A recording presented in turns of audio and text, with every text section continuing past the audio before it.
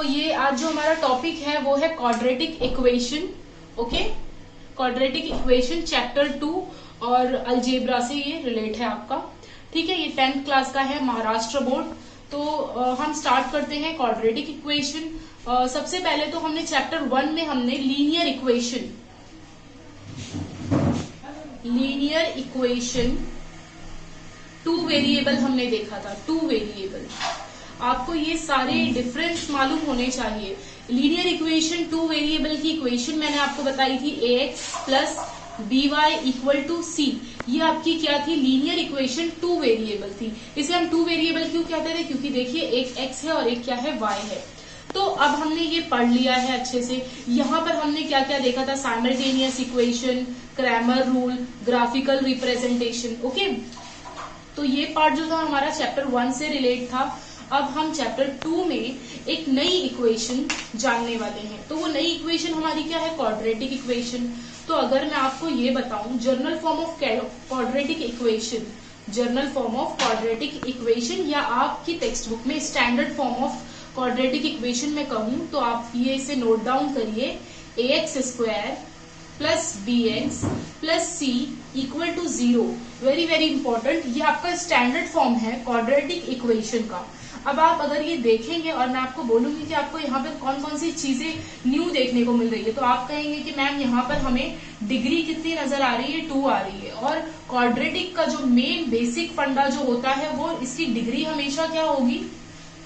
2 होगी। डिग्री का मतलब होता है पावर। ओके, तो इसकी डिग्री कितनी होगी? 2 होगी। और दूसरी चीज आप यहाँ देखें, ये x है और यहाँ भी क्या है? x है। वेरिएबल यहाँ पर एक ही है, तो यहाँ पर डिग्री 2 है तो इसकी डिग्री क्या होगी? 1 होगी। और c तो आपको मालूम है, c हम क्या कहते हैं? Real number. c को हम क्या कहते हैं? Real number. रियल नंबर में आपके सारे नंबर्स इन्वॉल्व होते हैं। ओके, तो c is a real number. But c के साथ a और b ये तीनों भी क्या है बेटा? यहाँ पर रियल नंबर है। ये यहाँ मैं आपको बेसिक करा रही हूँ कि आप समझ ले इस इक्वेशन में कौन कौन से लेटर्स को क्या क्या बोला गया है। तो a b c real numbers होते हैं, बट एक एक्सेप्शन है आपके पास यहाँ पर कि a की वैल्यू आप कभी भी 0 नहीं रख सकते हो। याद रखना, वेरी वेरी इंपॉर्टेंट। a की वैल्यू आप -1 रख सकते हो, -10, 1, 2 फ्रैक्शन जो आपको रखना है आप रखें, बट आप 0 नहीं ले सकते हैं a की वैल्यू। इतनी सी बात आपको याद रखनी है। तो अब आप इसे अच्छे से अपनी नोटबुक में कॉपी कर लें। ठीक है, पहले तो यहाँ पर इक्वेशन बता दें, स्टैंडर्ड फॉर्म ऑफ इक्वेशन ऐसी होती है। और यहाँ पर इस तरीके से नोट डाउन करें कि where a b c are real numbers. Okay, क्या लिखे यहाँ पर?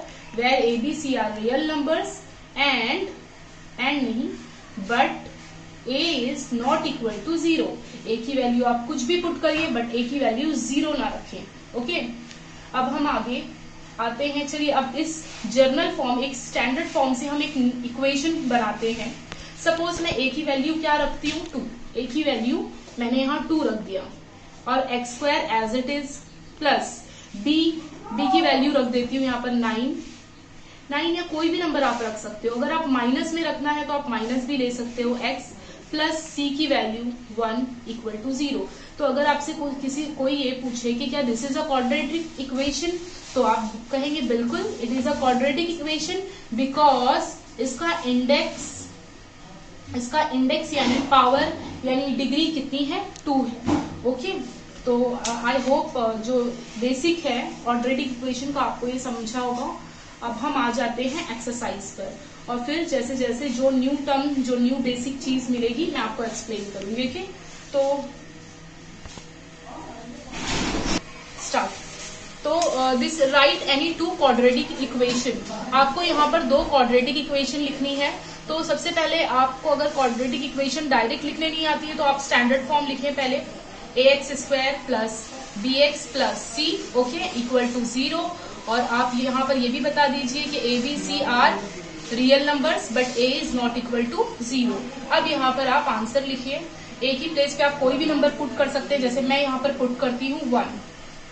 x स्क्वायर यहाँ पर b की प्लेस पे मैं रख रही हूँ -5x प्लस सी आप कोई भी नंबर सपोज कर सकते हैं, मैंने लिया 4। ओके, तो देखिए इस तरीके से आपको कोई भी दो क्वाड्रेटिक इक्वेशन लिखनी है। अब नेक्स्ट दो लिखनी है, तो एक और मैं आपको बता देती हूँ। जैसे कि यहाँ पर मैंने x लिया था, यहाँ पर मैं z ले लेती हूँ, z² और a की वैल्यू क्या है मेरी 1 है। यहाँ पर मैं कुछ भी ले लेती हूँ, जैसे कि b की वैल्यू 0 ले लेती हूँ मैं। ओके, 0 और यहाँ पर z, यहाँ पर मैं c की वैल्यू जो है, सपोज यहाँ पर मैं c की वैल्यू ले लेती हूँ 36। तो क्या this is a quadratic equation है ये? तो आप कहेंगे बिल्कुल है ये क्वाड्रेटिक इक्वेशन, क्योंकि यहाँ पर डिग्री क्या है 2 है।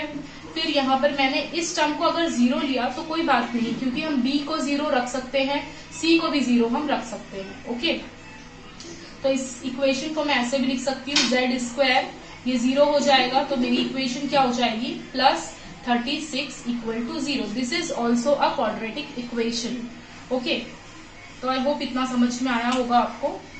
यहाँ पर अगर प्लस नहीं रखना है तो यहाँ पर आप माइनस ले सकते हैं। ठीक है, अपने हिसाब से आप कोई भी नंबर्स पुट कर सकते हैं। ठीक है, ऐसा जरूरी नहीं है कि मैंने 0 लिया है तो आप भी 0 लें, आप अपनी मर्जी से कोई भी नंबर को पुट कर सकते हैं। कहाँ पर, A, B, C। Okay, start. अब देखिए सेकेंड क्वेश्चन है हमारा, decide which of the following are quadratic equation. QE का मतलब क्या है, क्वाड्रेटिक इक्वेशन, शॉर्ट फॉर्म में मैंने यहाँ लिखा है। अब आपको इसे डिफाइन करना है, क्या ये आपकी क्वाड्रेटिक इक्वेशन है। तो आप कैसे चेक करोगे, साइड में आप स्टैंडर्ड फॉर्म को रिप्रेजेंट करना, इससे मैच करना। देखिए x², फिर b के साथ x की टर्म, फिर c जो होता है एनी कांस्टेंट नंबर, यहाँ पर नंबर है =0। तो yes, it's a quadratic equation. तो आप क्या यहाँ पर लिख देंगे, yes this is a quadratic equation. अब नेक्स्ट जो है हमारा, नेक्स्ट यहाँ पर डिग्री देख के आपको समझ में आ जाएगा कि ये भी आपकी क्या है, क्वाड्रेटिक इक्वेशन है। बट बेटा यहाँ देखिए, क्वाड्रेटिक इक्वेशन को रिप्रेजेंट करना भी तो इसेंशियल है, इम्पोर्टेंट है। तो यहाँ पर आप अपनी इक्वेशन को कुछ इस तरीके से क्या करोगे, रिप्रेजेंट करोगे। यानी पहला जो होगा स्क्वायर का टर्म होगा, तो स्क्वायर का टर्म ले लिया हमने। उसके बाद हमें 1 वेरिएबल यानी x जो डिग्री 1 है वो चाहिए। तो ये क्या है, इक्वल के ये साइड में है, तो हम इसे ये साइड लेकर जाएंगे लेफ्ट साइड में। तो ये क्या होगा, प्लस माइनस हो जाएगा, -10 अंदर आकर क्या बन जाएगा, +10 = 0। फिर आप यहाँ पर आंसर लिख देना, this is the given equation, the given equation is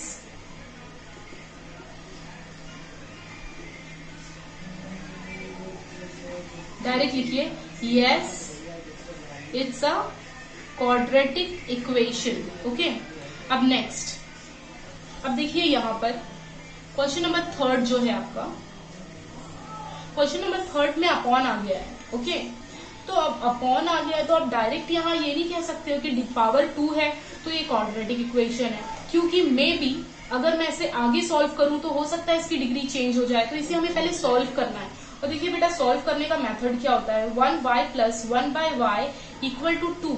अब देखिए ये फ्रैक्शन में है, कभी भी फ्रैक्शन में हम डिनोमिनेटर को क्या करते हैं, सेम करते हैं। इसके डिनोमिनेटर में कुछ भी नहीं है, यानी 1 प्रेजेंट है। यहाँ y है तो आप इसको क्या करें, y से मल्टीप्लाई कर दे। ये y से मल्टीप्लाई किया तो ऊपर भी आपको y से मल्टीप्लाई करना है, क्योंकि मैथ्स का रूल होता है, अगर आपने डिनोमिनेटर में कुछ मल्टीप्लाई किया है तो न्यूमरेटर में भी करना है। y और y क्या हो जाएगा, y²। ओके, मैं इसे यहाँ पर एक्सप्लेन करती हूँ। y और y क्या हो जाएगा, y² मल्टीप्लाई किया ना आपने, इसकी डिग्री 1, इसकी डिग्री 1, 1 1 क्या होगा 2, तो y² और 1 को y से मल्टीप्लाई किया तो क्या होगा, y + 1/y = 2। अब देखिए दोनों का डिनोमिनेटर सेम हो गया है, तो आप इसे इस तरीके से कॉमन बेस ले सकते हैं, y² + 1 = 2। अब इस y को आप वहां शिफ्ट कर दें। और यहाँ देखिए एक मिस्टेक हुई है, यहाँ पर बेटा पावर क्या है इसकी, 2 है, तो ये 2 और इसकी पावर क्या है 1, तो ये कितना हो जाएगा 3। सॉरी, यहाँ पर मिस्टेक हो गई है, y³।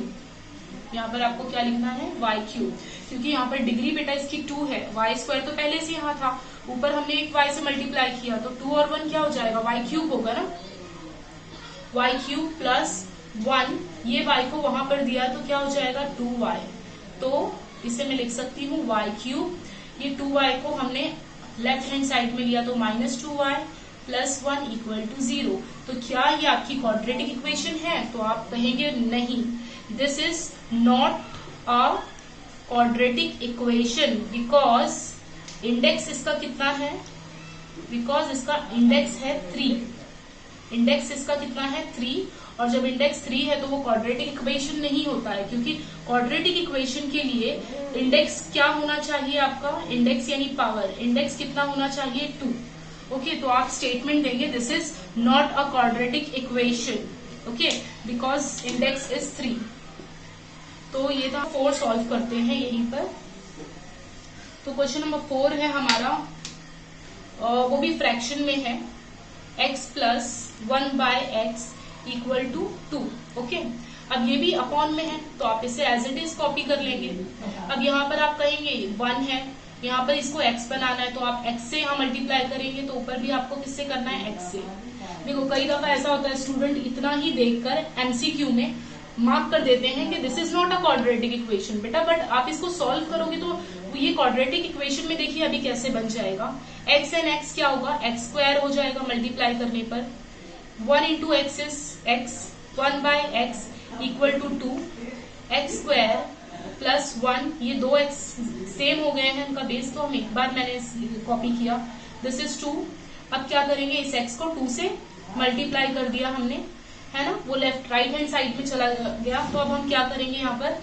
X square plus 1, it means that x square, square के बाद x वाली टर्म आती है तो यहाँ पर आएगा -2x, फिर प्लस 1 इक्वल टू 0। तो आई होप समझ में आया होगा आपको।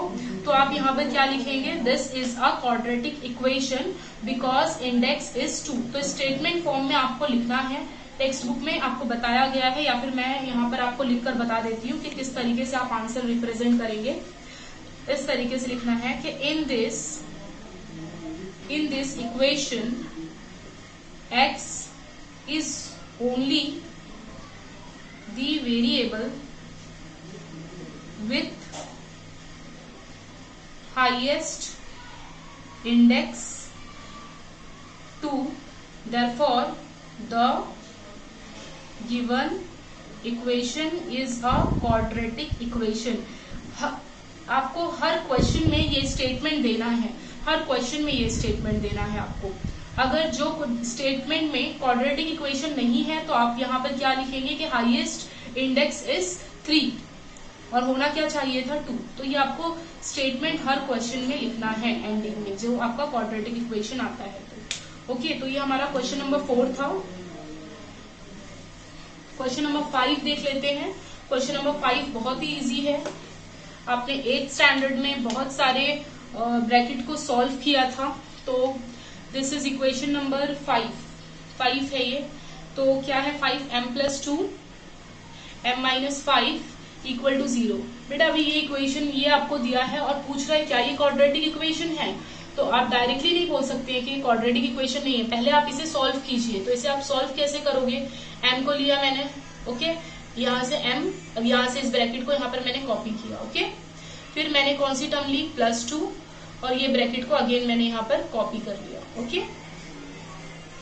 m और m मल्टीप्लाई होगा तो क्या होता है बेटा? m स्क्वायर, फिर माइनस m और 5 मल्टीप्लाई होगा तो m5, प्लस 2 और m मल्टीप्लाई होगा तो 2m, 5 2 10 इक्वल टू 0।